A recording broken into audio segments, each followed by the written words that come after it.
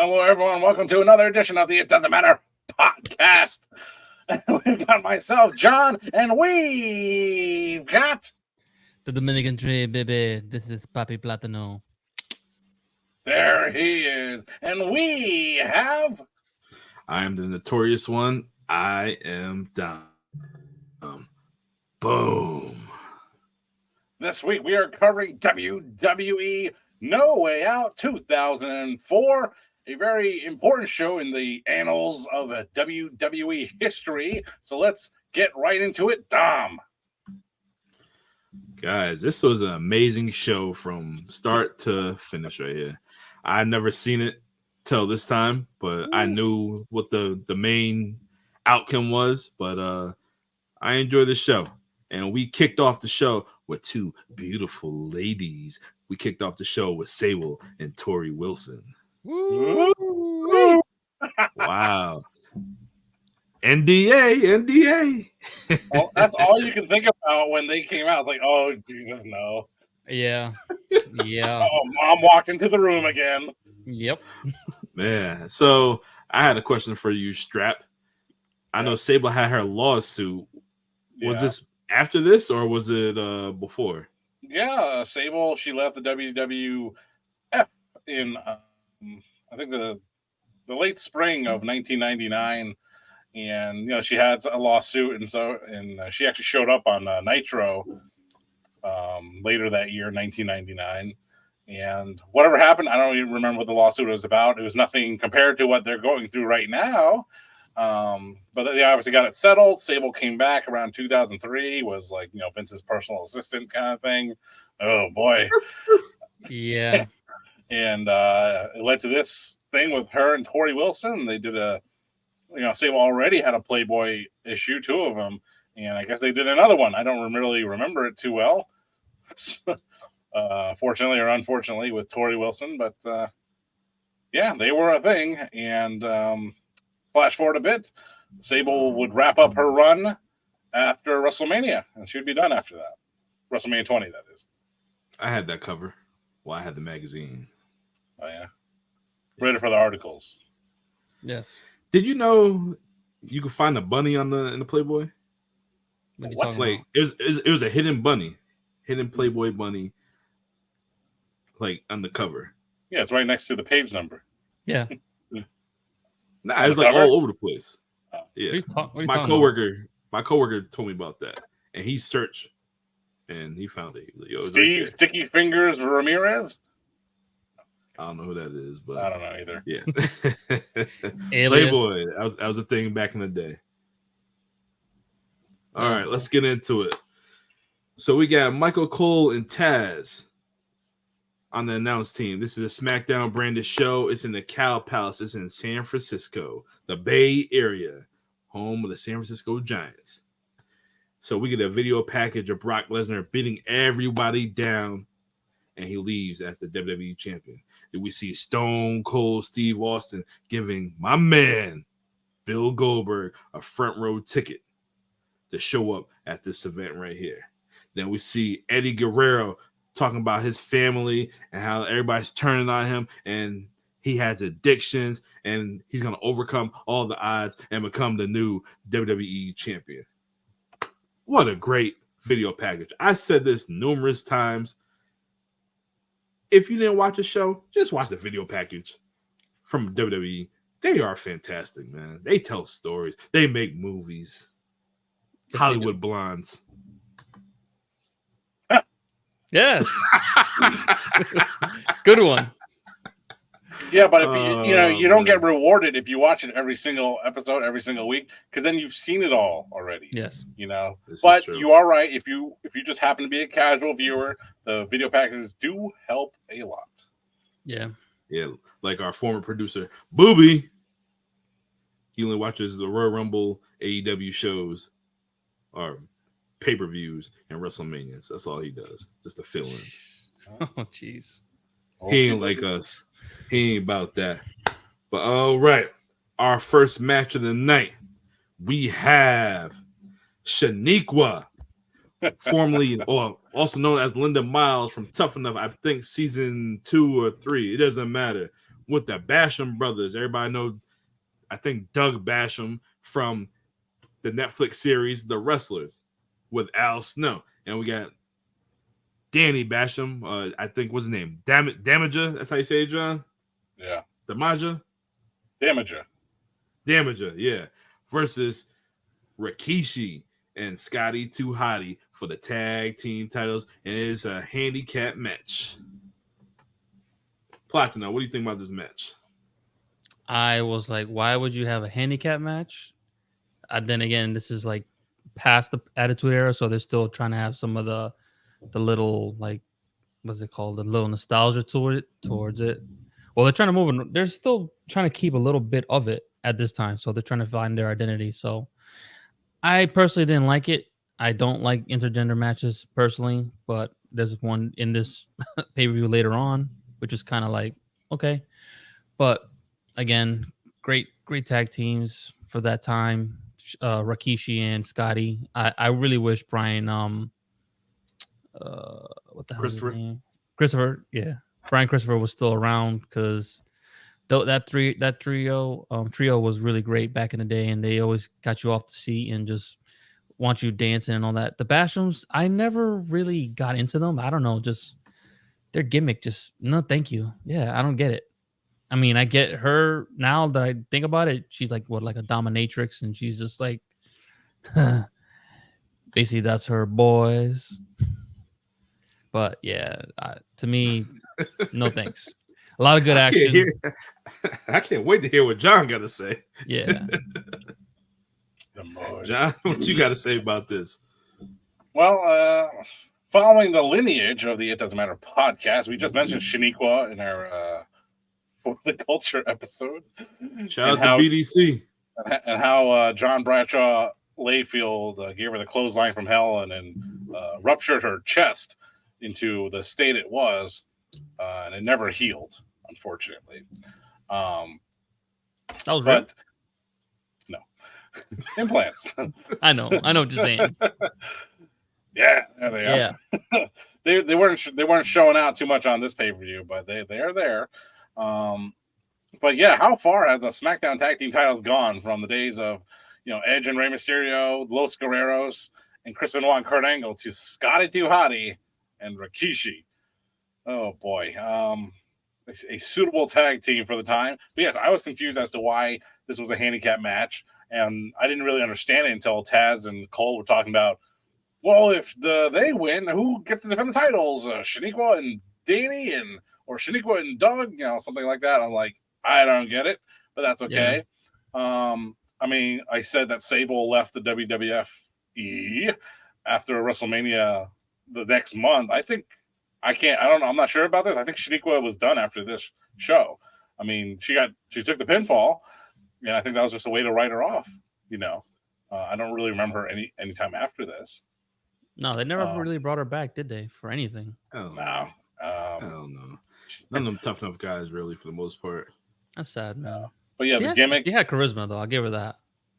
No, I don't even know about charisma, but she was athletic as hell. From watching Tough Enough, I did watch her back in the day on MTV. She had a great look. Yes. She did. She did. But as for the Basham Brothers gimmick, they're just gimps. And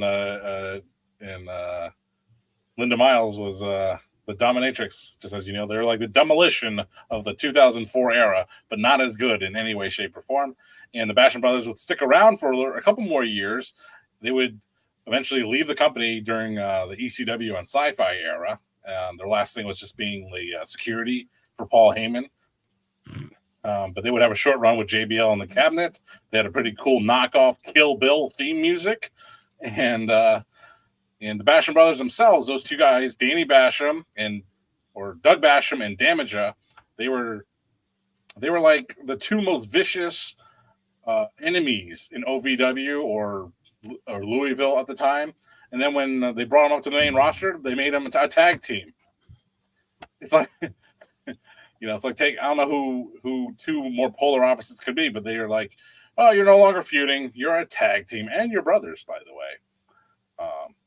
But anyway, the match itself, it was it was interesting to watch because of all the things that we're thinking.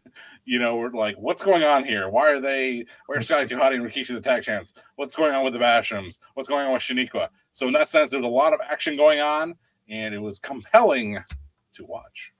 Yes. I enjoyed the match. I thought it was a good opening match, and I was curious because, like I said, for the culture episode, BDC mentioned Shaniqua. I'm like, oh shit! So I can finally see a Shaniqua match because like I said, haven't seen this pay-per-view before, and she was laying them clotheslines in, man. She's body slamming Scotty. Yeah. And when Rikishi grabbed her by her hair and threw it in the ring, I was like, oh, here we go. Then he kept teasing the bonsai drop, and then he finally got it. And literally, how John said how her career ended. Yeah, she got squashed. Literally. Yeah. It's crazy. Compelling match for different reasons. I kind of wish she was part of this era now, like when you look back on it, because they probably would have been able to use her more instead of just because she wasn't a Vince McMahon diva type for him. We all know what his type was. The Hollywood Blondes, Dom. Hollywood Blondes. I don't mean to poop on your parade, no, but yeah, let's move on. Yeah, so Rikishi and Sky 2 Hotty, they retained the tag team titles. Next. Off the show. All right.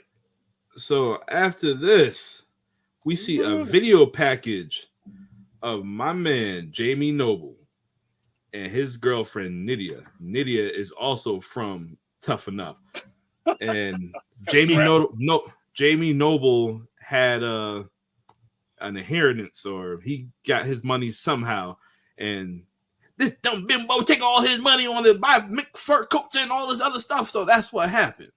So he got tired of it, and he wants all his stuff back. So they showed the video package, and she took that $5,000 mink jacket and she threw it in a wood chipper, and it looked like some random carcass. So our next match for No Way Out 2004, we have a blindfold match between boyfriend and girlfriend, and of course, Jamie Noble is going to be the one blindfolded. Of course. Platino, give us your thoughts. I was like, what the hell are we watching? I mean, we've seen blindfold matches before with Jake and was it the Model? Yes. Jake and Rick Martel. I love that for some reason. Just the fans were really into that. The fans weren't as much maybe when I was listening to it. Maybe because it wasn't believable. A guy, I don't even want to get into it. It's just I get frustrated with shit like this. I don't find it appealing. Interracial or matches is just intergender matches is just no interracial. Yeah. Well, you want to try that again? Yeah, one more time. Yeah, intergender matches is not for me, man. Just it's not. I don't go for it. I'm not a fan of it. So my thoughts were a miss for me. So, John. Well, once I saw the duo, I remembered them, and then I remember them fondly, Jamie Noble and Nydia, and to see where it came to in this matchup. So yeah, it's an intergender match. And, gotcha. What can you do at the time? If you did this now, I mean, they wouldn't do this now, but the way they handled it at the time, I thought they did a fine job with it. It's just that no one cared, Yeah. So they had a storyline, support, but the characters just weren't as over as they should have been, and so that's why it fell flat. That's why it just didn't work as well. Even though Nydia had some comedic moments, literally kicking the ass of Jamie Noble while he was blindfolded, and she showed some promise though during the match. I did watch a little bit. I think Nydia had a lot of promise, and she just once they let her go, she just decided she was done with the business, and that was it. She came down to ringside. She kind of reminded me of, I'm looking at her. I'm like, there's no one that looks like her that much nowadays. And I was like, well, she kind of looks like Bayley to me a little bit, just a little bit. No, not from behind. No, not from behind. But yeah, Jamie Noble, he even tried to do that spot, the the Jake Roberts spot. Like, where's the crowd? Help me find out where she is. Where she is. Yeah. Davey didn't fall for it. He's like, come on, man, help me. He almost had it. He had her in the corner, pinned up in the corner. He's getting ready to grab the melons. Next now, he just stopped. Oh, I was like, oh, come on, man. Yeah. Come on, baby. But then, of course, he cheated and he lifted the veil and he found out where she was and got the pinfall. But yeah, I mean, this is one of those matches where I talked about before, where like if you get a gimmick over, like a really silly gimmick, like Sami Zayn and Johnny Knoxville, yes, then you're gonna get a big push like within the next year. Yeah. For Jamie Noble, that didn't happen. He actually got fired within the next year, and Nydia would be released, and that would be the end of that. Jamie wasn't 6 feet tall minimum. Yeah, that's his issue. He was a great wrestler. He got fired for different reasons. Yeah, maybe. Yes, maybe. But he would come back to WWE years later, and he would have a short career until Sheamus retired him for good, sort of. I enjoyed the match. I enjoyed the match. I enjoyed how the match started when Nydia slapped him in the face and he got pissed off and ripped the mask off. And, you got to put it back on to disqualify you. So then he put the mask back on. And Nydia was just toying with him the whole time, like kicking him in the shin, pulled his pants down, all that shit like that. It was pretty entertaining. But for somebody who was able to see, she's still going to get the win. Like she had the clear advantage and she couldn't even get the win whatsoever. But the finish of the match, we see Nydia climb the top rope and Noble lift up the mask, pulls it back down and hit her with the the Ric Flair spot at the top rope. And then he literally like put her in a dragon chokehold and choke her ass out. Yeah. For the win. We see two women from Tough Enough, two tough women, both getting dominated. Hey, can I go back a match? I forgot to mention this. This is in the Rikishi literally squashing Shaniqua, and Nick Patrick is going to, because they're so close to the corner that Nick Patrick is trying to count, and like he's gonna do that bit where it's like, oh, she's out of bounds, out of bounds. I bet Rikishi's like, just fucking count. Yep. This is the finish, okay? It's the freaking finish. Just count. But Nick Patrick was trying to make it all legitimate, like, oh, your shoulders in, out. There was nowhere for her to go. So. Yeah, she just had her hands just like, all right, just tug them in.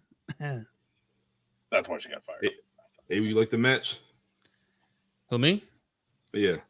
For what it was, it wasn't what I wanted to see, but for what we got, I couldn't complain. It was entertaining. Yeah. It was. It really was. So I gave it a shot and I said, all right, you got me. Still not his cup of tea. Yeah.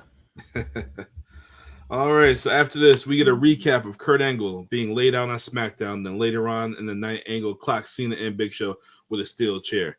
After this, we see a young Josh Matthews with a turtleneck and 2 hoop earrings and frost tips in his hair. And Angle said he was attacked, but he's not letting that stop his triple threat #1 contendership for the night. And then Cena gets in his face and he says he wouldn't attack him from behind. He would get at him at his face and slap the shit out of Kurt. Next thing you know, they start banging out. John Cena. He was on the rise right here. Yeah. Now, this is when the Doctor of Thugonomics was just starting out, I think, a couple months before, right? Months before, yeah. Yeah, because if he didn't have that gimmick, he was about to be out the door, and we wouldn't have the GOAT still wrestling for us right now. Yeah. So. John, you bought his CD or did you download it? CD? I didn't buy that. Oh, you downloaded it? Off Kazaa? No. There you go. Word life. Yeah, that's when he was still putting them together like that. Yes. That blue, I saw that shirt in the crowd, the blue ringer tee. Man, that was I didn't really like that shirt that much, but I'm like, it's the only thing that he has for merch, so I did want to get it. Now you probably like it. Like, damn, I wish I could find that. Yep. Nah. He likes the Fruity Pebble one. I wish I could find the Nux. That was, yeah. Didn't he have like a dog one that was pretty dope too one time? The Hustle, Loyalty, Respect. Yeah, the dog with I ain't like that one. I was at Royal Rumble one back in Madison Square Garden, right? Yeah, I believe A so. A lot of ink. You used up the whole back. A lot of ink on that one. Worth the money. Worth the money. You can find it on eBay. I bet you could. Could too. WWEshop.com. All right. Our next match is the world's greatest tag team of Shelton Benjamin and Charlie Haas. It's Going Carlton and against Carlton. Literally. Going against the APA of Ron Simmons, Woo! also known as Farouk, and JBL. And guys, this was a physical tag team match. The APA was dominating, but Bradshaw, his shoulder was all messed up, or a shoulder or forearm area was all messed up. But did you see that clothesline from hell that he gave Charlie Haas? When he couldn't even get it up. Then Shelton hit the super kick for the win. Yeah. Yeesh. They needed it. They did it. I Googled this shit. So at this time, my man Ron Simmons, he was 46 years old in 2004. So it's crazy. I want to do a SmackDown show. What is it though? The SmackDown 6. That's Yep. what it is. Yeah, the 6 superstars that came out of I would love to do a show about that, or I like to do the Paul Heyman era of SmackDown. So that's from like 2003 to 2005, maybe. I want to say he had a John? good 2-year run. What are you getting at here? With No, Ron Simmons? I'm just saying that I didn't know for the longest time that I had to Google the shit how the APA broke up. Okay, you want me to tell you? I did not know. I had to look this shit up, and then they lost a match, whatever. And I know they was going to. Well, you know now. Yeah. I did not know. Because at the time we was in high school at the time, so sure, I didn't know what was going on. Yeah, basically, I mean, for JBL, when he went from Bradshaw, APA Bradshaw to the character of JBL, I would hope that he had a lot of creative input into it, because a lot of it was very logical, made a lot of sense, everything about it, and very, just little things about his character, like a lot of heel turns don't make sense, right? No. And like, how do you go from beer drinking, poker playing, ass kicking Bradshaw to corporate Fox News analyst, Wall Street, John Bradshaw Layfield? It doesn't make any sense. But it's the Frost tips. the very quick line. All he said was like he didn't ignore his past. He just summed it up like this. He was just like, I was like, I am who I am now, and that guy, beer drinking, poker playing, that was all fun and games, but now it's time to get serious. That's it. That's all it took for him to authentically change his character from that guy to this new guy. So that's very authentic of him, and I'll always remember that. And he's also the guy who, when he was a commentator, it's like why would you always go as a wrestler? Why would you always go for a pin early in the match? It's like you didn't beat him down enough. Why go for near falls? That's part of wrestling matches to make it exciting. That's part of the work. But like, for real, why do you do it? All JBL said was, because you might get it. Yeah. That's it. And it's like, man, this guy's, JBL's great. He is an asshole in real life in the locker room, sure, but his wrestling work was always like make it real. And I always appreciate that about him. But when they broke up the APA, I think, Paul Heyman or something like that, they're like, if you lose the match, you're fired, both of you. Yep. And like, they let Farouk and JBL, they're like, all right, let's go, man. Let's go out of here. And JBL got like a separate offer to stay. And he's like, I got to stay, man. And Ron's like, you're going to give up all this from like basically for money, And he's like, yeah. So that's when they broke up, and Ron left. And speaking of like this match here, just looking at Ron Simmons, like knowing that he was going to retire soon, I was like, he looks like physically, like he didn't look as sharp as he was. He didn't look how he was back in like even years earlier. 2000 Ron Simmons, he looked like all right, this is my last run. My contract's up or something. I'm gonna, and he went to like the corner post. He's like flexing his pecs, and it's like he's still a little soft. But no, it was another compelling match for reasons that have nothing to do with the actual match. But it was a good match. I was interested in seeing Shelton and Farouk go at it, and JBL, he had a storyline in the match. His shoulder was busted. He still tried to use it, and that played into the finish where he nailed the move, but then he got pinned for it too. So. Yeah. So I really did enjoy the match, and like I said, I looked it up, and I know after this, Ron Simmons was basically out the door soon, and he went out his own way. He didn't want to have the spotlight on him, so that angle happened to work for him. And you see, at this time, he put the world's greatest tag team over. Yep. Still talking shit like he did. Damn, I'm gonna choke your ass out, man. But he didn't take the pinfall. Yeah. JBL. At the end of the job, brother. Your arm's the one that taped up. You gotta take it. So it is what it is. But I enjoyed the match. I watched the shooting interview. I watched the shooting interview with Ron Simmons. It was not good. What'd you say? Say it again. I watched a shoot interview with Ron Simmons. It was terrible. We all like Ron Simmons, sure, but he just wouldn't answer any questions, and anything that would seem outlandish. This would be his like, man, I don't know. That was his response to a lot of shit. I'm like, who paid for this DVD from High Spots? This interview sucks. I was about to say, you probably watch from High Spots. Good thing you said it. Yeah.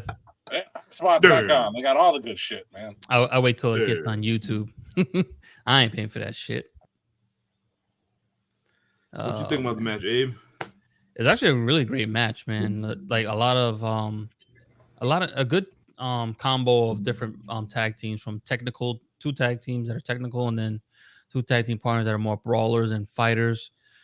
It caught me off guard because I'm like, damn, fucking Farouk and JBL is speeding up, especially JBL. I'm like, I'm not used to seeing JBL move like that. Like, especially in the older, when he became JBL. I was like, okay, I can see this. I can start to see why they pushed him and made him one of the signature guys for SmackDown. So good action, like you said, a great finish. That was smart. Like, you'd think he's got them win, and then boom, Shelton with the win. That was smart booking. My opinion, obviously. There you go. You can't go wrong. So far, that's the third match of the night, and I'm enjoying the show. I'm like, okay, this is good. I'm liking 2004. I'm liking this show right here. Then I thought about John while I was watching the show. I said, all right, so the last pay-per-view they had was the Royal Rumble. So I'm assuming before Royal Rumble was Armageddon for Raw? Possibly, yeah. I was curious what was on that Raw side. Like, what did they have to build up? Because, Royal Rumble was a joint show. So what the hell did Raw possibly have? Armageddon 2003. They might not even had it. 2004. Well, December. Right? 3. December 2003. Yeah. So then the Rumble will come before. Oh, shit. Didn't we cover that? No. I believe Armageddon. Shawn Michaels and Triple H? No. That's not the. No. This one was I think it's something with Goldberg, Triple H, and Kane. Yep. I think. I believe that's it. And it's the one where I think Triple H won the title back. I think. I can't recall anything else from that show, but Goldberg was the champ because he beat Hunter at Survivor Series for it. And he was not the champion anymore by the time the Rumble came around.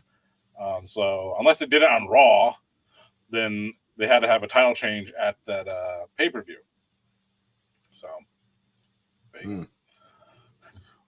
Where was Chris Benoit? Chris Benoit was a SmackDown guy, and he won the 2004 Rumble, and then he chose to face the he was a SmackDown guy, and then he chose to face the Raw World Champion, Triple H. Yep. Okay. All right. Good to know. All right. We as the Benoit delegation were worried that he was going to get screwed out of his championship match because Shawn Michaels beat him for the opportunity, and I don't. They did some weird stuff to get. No, okay. So Chris Benoit was going to sign the contract to face Triple H. Okay, Shawn Michaels like super kicked him, signed the contract. Then it's like, wait, hold on. So Shawn signed the contract to face Triple H, but Chris Benoit won the Rumble. So then they made it a triple threat match. Sounds like foreshadowing for WrestleMania 40. Oh boy. Hey, look at this. I'm out of focus. WrestleMania 20, triple threat match. WrestleMania 30, triple threat match. WrestleMania 40. It better not be a triple threat match. All right, well, let's get into the next segment. So after this, we see my man Goldberg arrive into the arena. He walks down through the aisle, and he sits in the front row. Then they show a video package of how his rivalry between himself and Brock take place. And it starts at the Royal Rumble. After this, we see Paul Heyman come out staring at Goldberg, and he says if Goldberg interferes, he will have Goldberg arrested. Then after this, we get Brock Lesnar coming out. He's egging on Goldberg. He takes out Goldberg with the distraction from Paul Heyman, but it didn't last that long because Goldberg hit a monstrous jackhammer. And then Goldberg gets arrested. And as he gets arrested, they play his theme song. That's dope.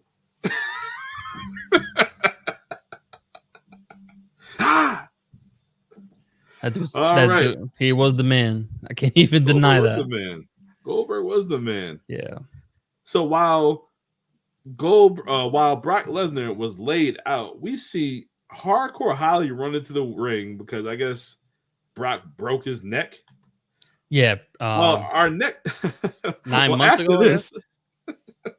After this, our next match is Hardcore Holly versus Rhino, and I just feel like this match was just thrown together. This is probably like the worst match of the night, and it wasn't even that bad. But it's not a hardcore match, but it was just a traditional wrestling match. That's all it was. Like this match could have been on SmackDown or Velocity. But like, what's the purpose of this match?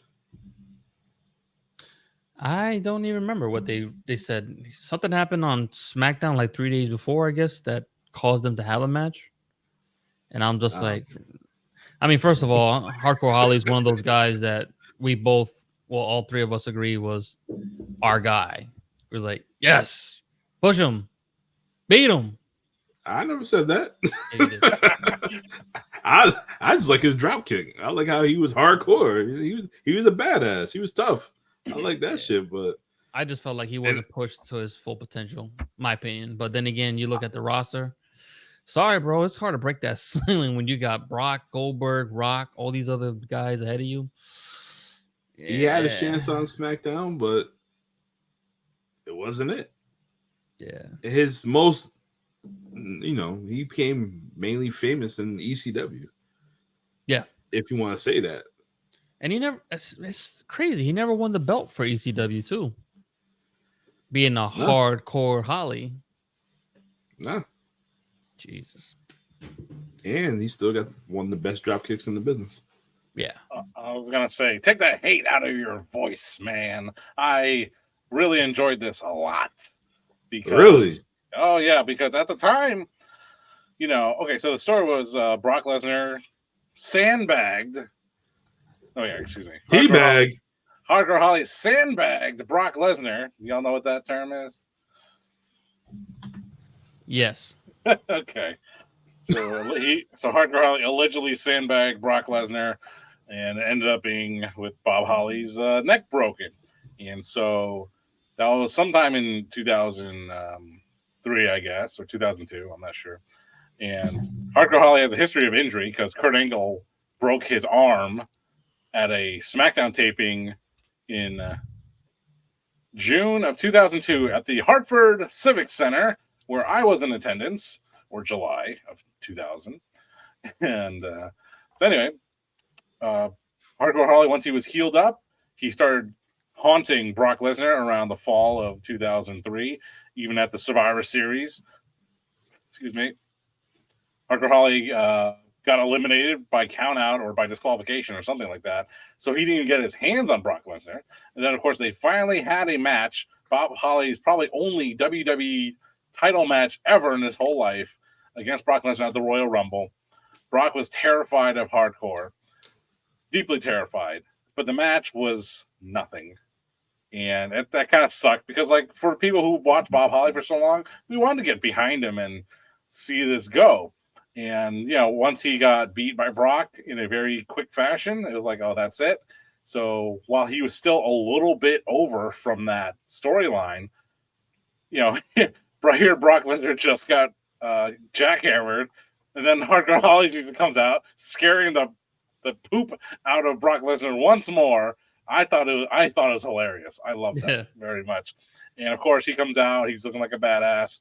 And, yeah, he's facing Rhino. I don't really know why, and you're exactly right. This match belongs on Velocity, but I enjoyed watching the match because I was into Hardcore Holly and Rhino. He was still pretty cool. He was the U.S. champion sometime in the last 12 months before this pay-per-view, and it was just a fine match. Was it a pay-per-view match? Absolutely not, but it was just thrown there to make people laugh when Brock was still in the ring. And I think that's about it. So the finish of the match, we see Rhino hit a gore to Hardcore Holly, and then Holly rolls out the ring. But Holly finally gets back into the ring and hits the Alabama Slam for the win. That's right. Yep. What a win for Hardcore. And Rhino back in 2004, and the year right now is 2024, and he still looks the same. Yeah. Still chunky. Still looks the same. But gore. It was at this moment, I mean, maybe a little bit earlier in the show, but it was at this very moment I knew that I had never seen this pay-per-view before. Oh, okay. So you in the same boat as me. I've seen the main event before, definitely. Yeah. And I've seen the triple threat match before, that coming up later. I've seen that before. I know I have never seen Hardcore Holly and Rhino on pay-per-view before. So there we go. There's that. And one of my favorite Rhino promos of all time is, I don't know why I'm the TV champ. We ain't got no fucking TV. Oh, boy. As the ECW champion or ECW TV champion. That's right. Hilarious. All right. So after this, we get a video package of Chavo Guerrero turning on Eddie Guerrero. They show Eddie laid out backstage and Rey Mysterio attacks Chavo. So we are about to get that match. But before then, we get an Undertaker video package saying 28 days until he will rise. In 28 days, that'll be WrestleMania. Yep. WrestleMania 20.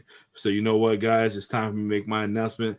The first WrestleMania we're going to talk about for the month of March, it's going to be WrestleMania 20. Nice. It's going to take a lot of preparation. 5-hour show. Jesus. Is it? It's pretty long. Oh, Lord, I got to do my research. This is the first. Do the research. I was there, brother. You better get started. I know. Hey, I love it. I remember the show. I remember that show. I remember thoroughly. I know who won. I know what happened. I'm taking me to return. He's trying to roll his eyes. His eye got stuck. Wasn't rolling all the way back. But, you know, it was good. Kurt Angle and somebody. We'll get to that a little later. But our next show is going to be WrestleMania 20. Oh, my. Oh, my. Madison Square Garden. I have it on DVD, except one of the little plastic things broke, so the disc always falls out. Oh, man. Where it all begins. Again. All right. All right. So our next match of the night, we have Chavo Guerrero with Chavo Senior or Chavo Classic, whatever you want to call him, with Rey going against Rey Mysterio with Jorge Paez for the Cruiserweight title. Do you think Rey Mysterio has a picture of that with his wife? Yes. All right. Angie. He has mouth open. Oh, my God. Yeah, this goofy guy. Who is it? Angelo Paez? What's his name? Paez. Jorge Paez. Jorge Paez. My God, 2-time world champion of something. Probably a That was a terrible boxer. haircut. I thought I was You know looking what? at Vikingo. Yeah. Seriously, I thought so at first too. I'm like, who the hell is this dude?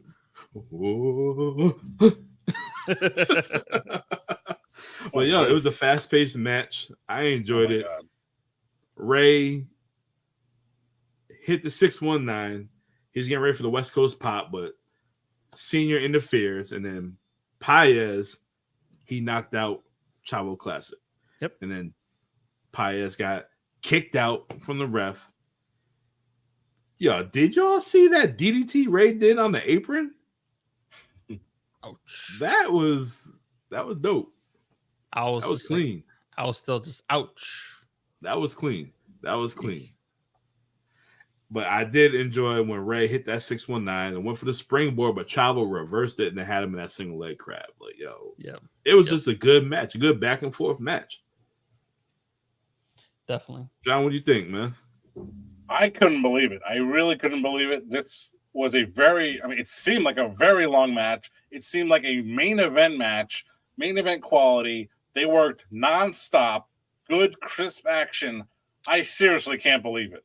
What can't you believe it? It's two absolute professionals, multi-generation, it was just an incredible match. You would not expect it. And it had a crummy finish, and sometimes that ruins a match. But man, it was just a great match. I just can't believe my own eyes. Yeah. The finish of the match, Ray counters and goes to the top rope, and Senior pushes Ray, and Chavo rolls him up for the win. That was the finish. Abel, what do you think about the match? It reminded me a little bit of the ECW day. I mean, not ECW, the WCW days with the cruiserweight title when Ray and Eddie or Ray and Dean Malenko just like, what the hell am I watching? Oh my God, I'm just sitting here sitting still. I'm not going nowhere. Look at that. Look at that. And this is one of those matches where if you wasn't paying attention to Chavo Jr., you actually paid attention for once. You actually showed his respects, and this is why he's where he's at today, showing these wrestlers doing movie scenes, just movies, all that. Yeah, like if you're gonna be taught by one of the greats, Chavo is where it's at. So exactly. He should be known as classic now because all he does is put on some classics. I agree. Incredible. So after this, we see Chavo backstage conducting an interview. He said he's the only Guerrero for the championship, and his uncle is a loser. An addict. Throw it up. Terrible. So after this, we have a number one contendership for WrestleMania. We have Kurt Angle taking on The Big Show, taking on John Cena. And guys, Big Show comes out looking big and tough as ever. Kurt Angle comes out. You know how the people feel about him. But when Cena came out, place went nuts. This is when you start to see that they were really going to push John because the old saying goes, Vince likes to have the biggest stars come out last. And one of the biggest stars, and obviously one of the best on the mic at that time, well, I can't even say best on the mic, but out of those three, who would you trust on the mic? John Cena.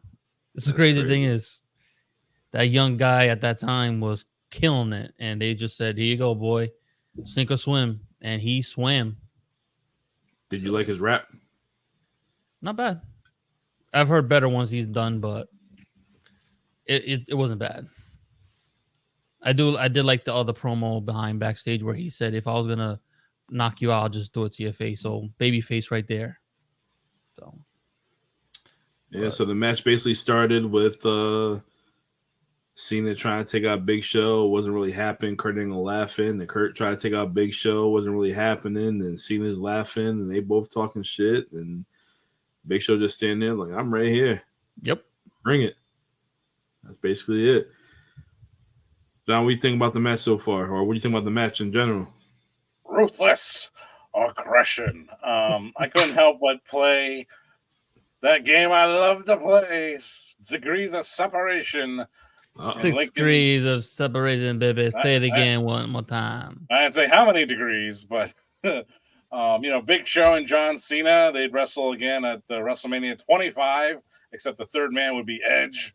In that instance, John Cena and Kurt Angle, they'd wrestle at Unforgiven 2005. That's the match where they turned against John Cena because he was the WWE champion, and people like me, us smart mark losers, were like, "There's no way a guy like John Cena can really beat Kurt Angle."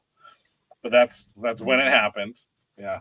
And the other thought was, man, Vince McMahon always said, I know how to push giants and big guys. And it's like, I still think the Giant still way cooler than any version of the Big Show.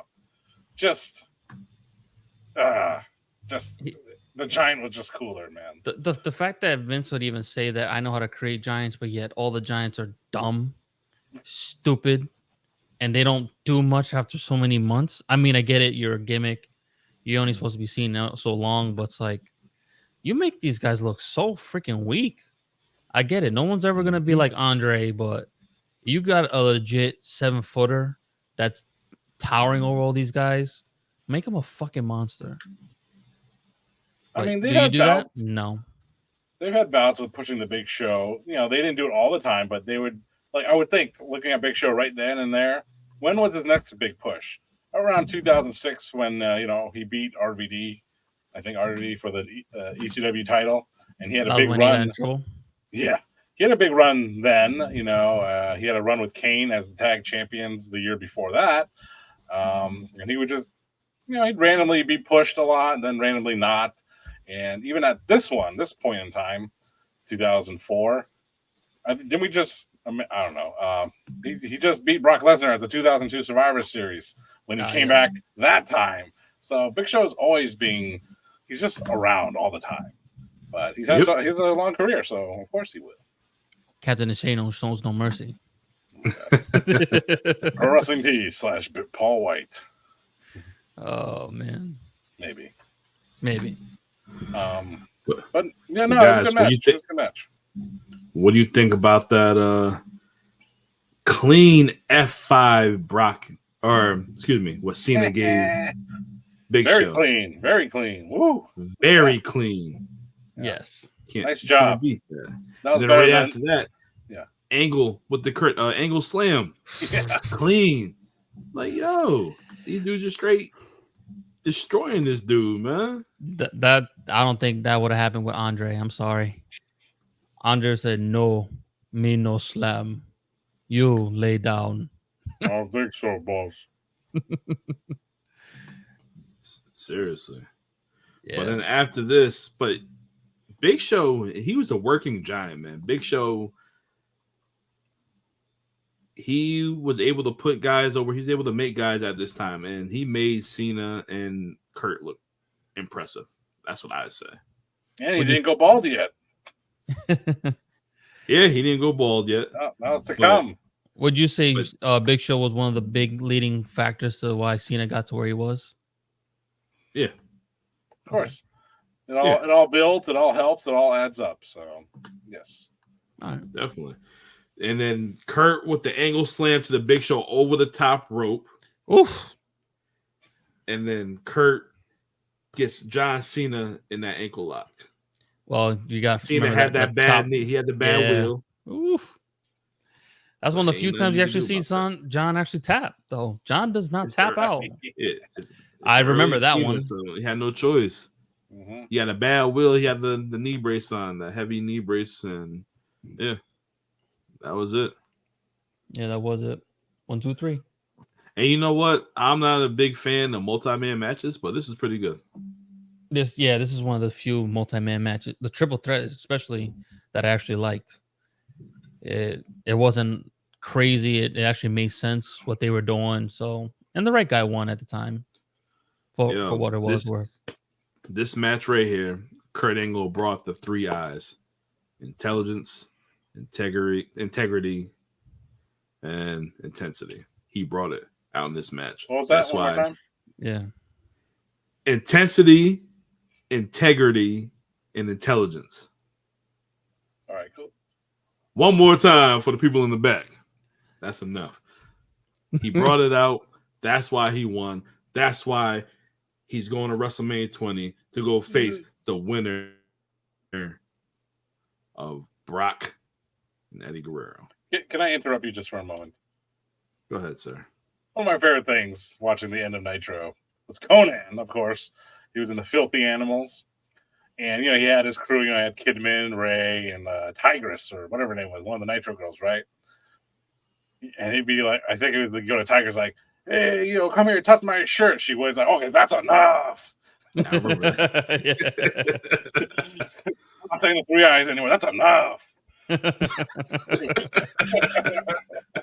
Anyway, sorry. All right. After this, we get a video package of Eddie Guerrero winning a Battle Royal. I'll give you 25 cents for the HD version. Yes, please. For our audio listeners, watch the video podcast sometime. Oh, boy. Yes. There's some N64 graphics. Golden Eye. Hey. Eddie Guerrero eliminated still Kurt Angle. Go ahead. What? Plug GoldenEye. Go ahead. Still one of the best first-person shooters of all time. Oh, my God. The Wars. The Wars. Hambone. Stop looking at my screen. I jump. Chop. Yep. Chop. Oh, man. Tatanka. When that game came out, I got 2 cousins around the same age too. So, Kobe. It's me, my younger brother, my cousin Gabe, and my cousin Bryant. Oh my God, I can't remember how many remotes and arguments we had with that game alone. All right, let's get back to wrestling. Let's try this again one more time. Talking about my damn graphics. Huh? Is that better? No. You just made it work. No. Is that better? Oh. All right. Yeah, stop. Eddie Guerrero won a number one.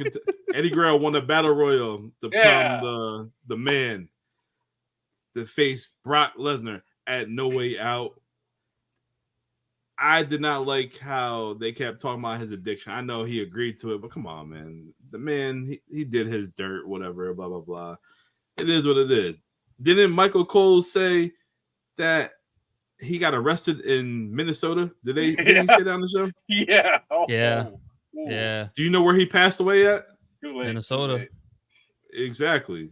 Yeah. I'm like, it's just crazy how they had to acknowledge all this. They didn't need to say that, but yes, he overcame the demons and he had a stellar match with Brock Lesnar. Stellar, man. This was probably one of the best matches Brock's ever had.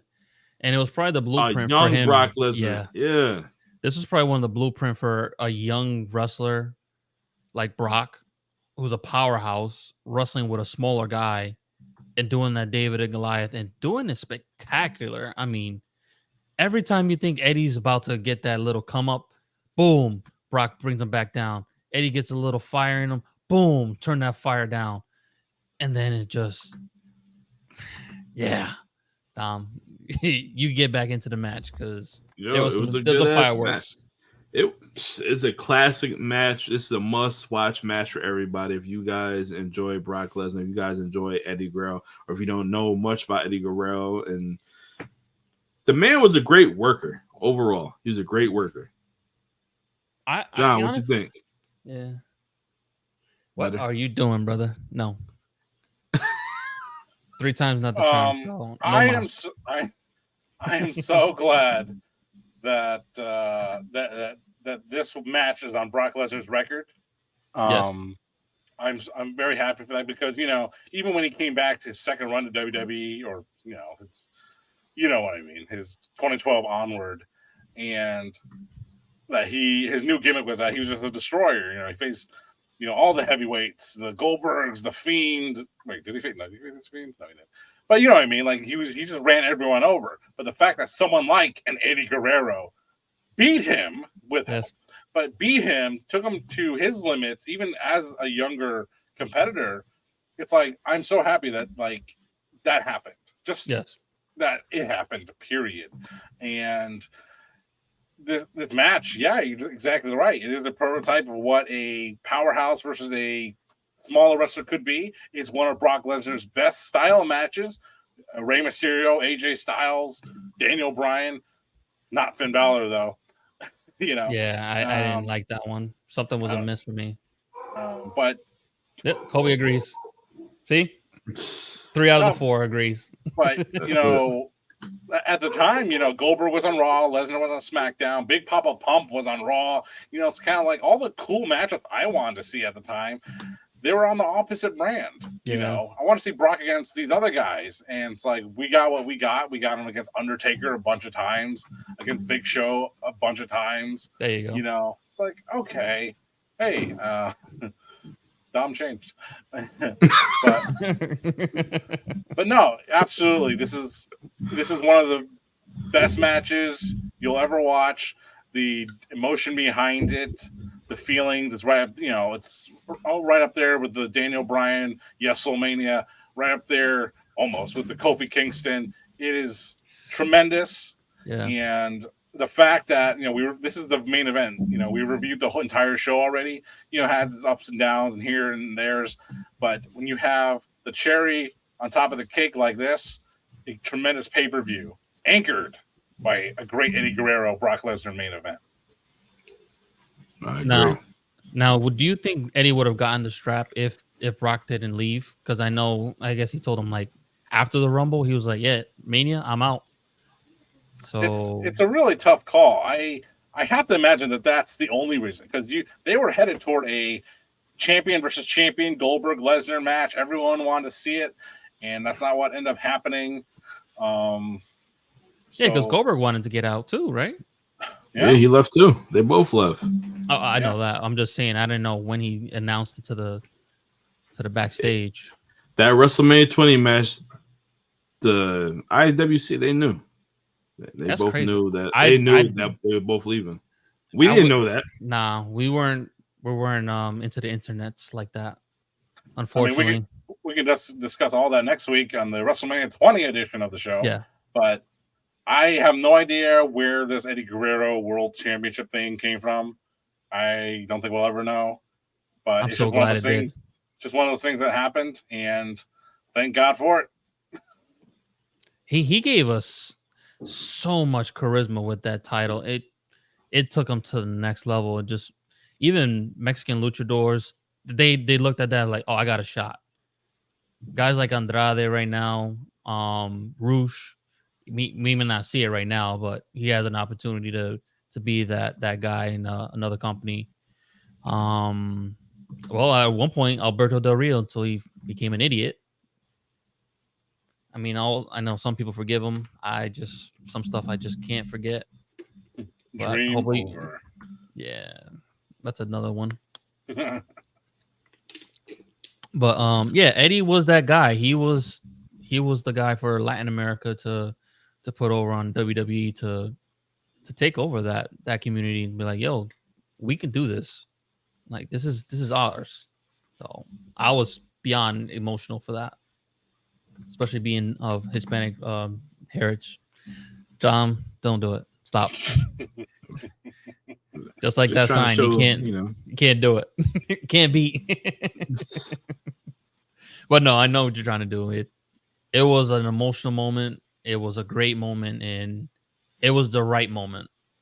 Yeah. So it sucks that they had to do what they had to do to get him to that point. But man, the right call was made. That's it.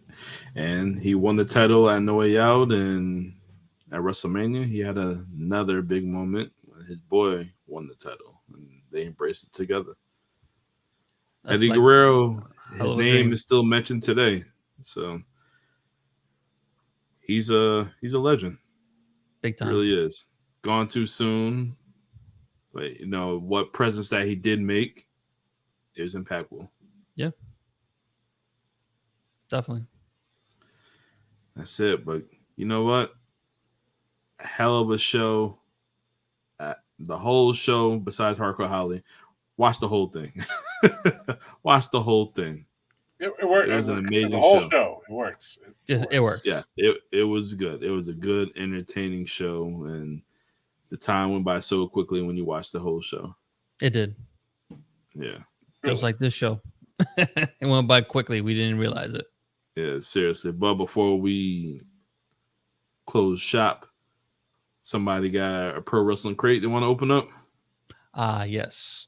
It's been sitting in the dungeon for about a month and a half. I can tell. Yeah, a little dusty. Dusty Rose, that is.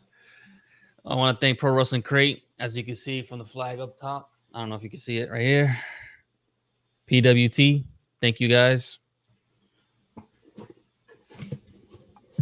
What's in the box? What's in the box? We'll save the shirts for last because those are always the best stuff. And this is the crate for the month of January. January. They Really necessary. We're going back to bi-weekly boxes. So starting in March, I'll be getting a new box with double the prizes. Hello, weekly. All right. Right now we got a King Haku micro brawler. Oh, that's dope. I like that. Yeah. We have a Pro Wrestling Gorilla grab bag DVD. Ooh. That was from 2012. DT4. 2012, is it right? Yeah, it is. Yeah. Ah, 2012. got him. We have a a Malachi Black sticker. That's not Maybe gonna Put be on your much. forehead. That could be anything. Put on your forehead. Oh, boy. Sis Boomba. We got Veda pin. What? Oh, that's dope. That is That's cool. dope. That is a pretty good lapel. This is going to sue their ass. Now for the stocks. This is probably the greatest tag team of all time. Must be the Bushwhackers. Yokozuna and Owen Hart. We got the Road Warriors, baby. Okay. That's dope. Where Hawk at? Hawk in the back. Your feet are going to smell like his face looks. Sweaty. Yes. And the autograph of the month Heidenreich. will be. He's actually in the Indies right now. Mustafa Ali. All right. Show the autograph. Look at that terrible autograph. What is that month? What is that crap? Yeah, let's see the autograph. Put it up there. Hey, Ma. Wow. What a bunch of crap. Hey, That's I'll take terrible. it. I'll take it. Shoot, what? Michael J. Fox would have a better autograph. You are. While not- taking this time. I'm a small box. All right, now for the t-shirts. Here we go. He likes to savor his steaks. Yes. We got the champion of champions, Eddie Kingston. Okay. All right. It's You not got bad. an AEW shirt? Not the best design, but all right. No. I met a dude Man, downstairs today at work. He sounded like Eddie Kingston. I just want to call him Eddie. You should. What? And the Okay. greatest t-shirt I've gotten so far. Impossible. He is the Macho Man, Randy Savage. Ooh, yeah. Nice retro t-shirt. Oh, That's wow. dope. Well, hopefully in March you get a Sting shirt. Yeah, yes, I am told as of right now I will be getting a Sting retirement t-shirt. So guys, get your Pro Wrestling Crates because you will be getting a Sting retirement t-shirt. Get your boxes ASAP. There he is. Pro Wrestling Tees. Pro All Wrestling right. Great. Thank Check it you. out. All right, guys, Thank you. let's shut it down. All right, guys. Next week, WrestleMania 20, the follow-up from No Way Out 2004. But until then, I'm the Notorious One. I am Dom. I'm here with the Dominican Dream, the man with all them t-shirts and the lapels and the stickers that he don't stick. And I am here with Strap Facts, and we will see you next week.